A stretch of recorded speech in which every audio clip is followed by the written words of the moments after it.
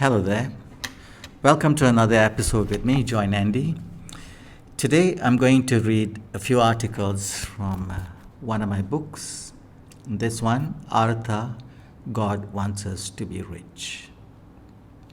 Now, a lot of people think that wealth is not spiritual or it's got nothing to do with God, but not according to the Hindu religion.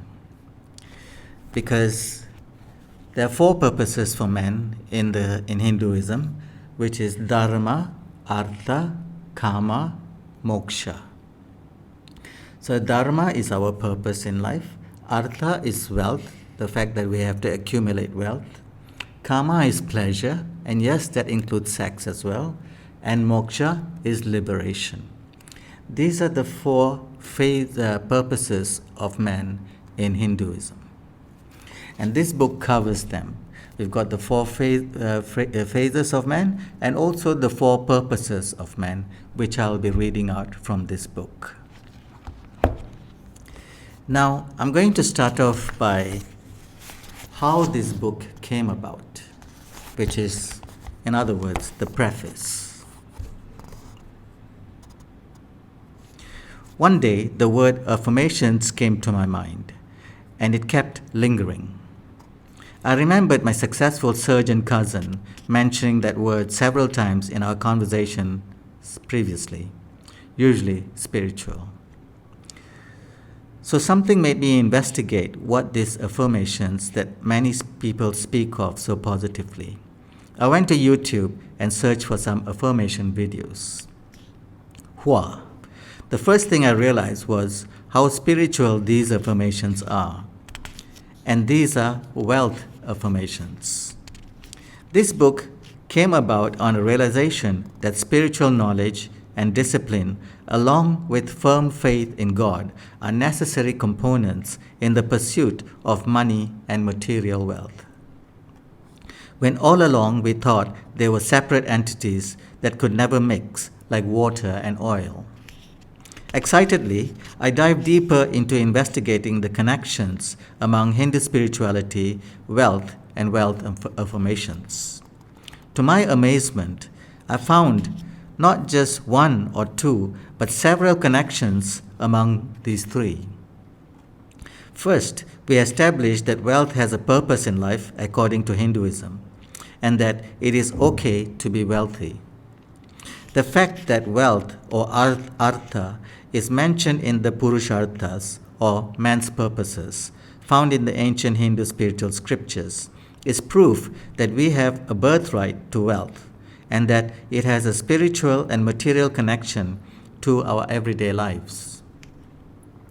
To acquire and accumulate material wealth is a necessary part of man's life on earth, and to carry out his dharma or spiritual purpose in this world, as we will read in this book.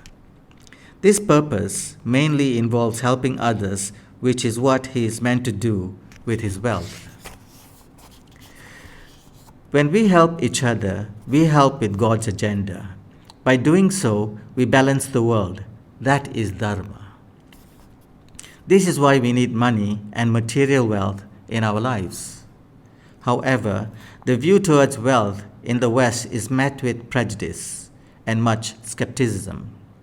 By upbringing and culture made them believe that money is a bad thing, and there seems to be not much spiritual connection that can be made to support. But the notion that wealth is a bad thing exists everywhere in the world today.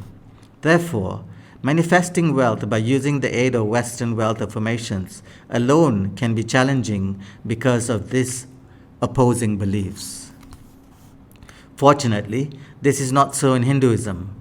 The most important part of manifesting anything and to have a happy life is to understand whom this I am is when we chant these wealth affirmations.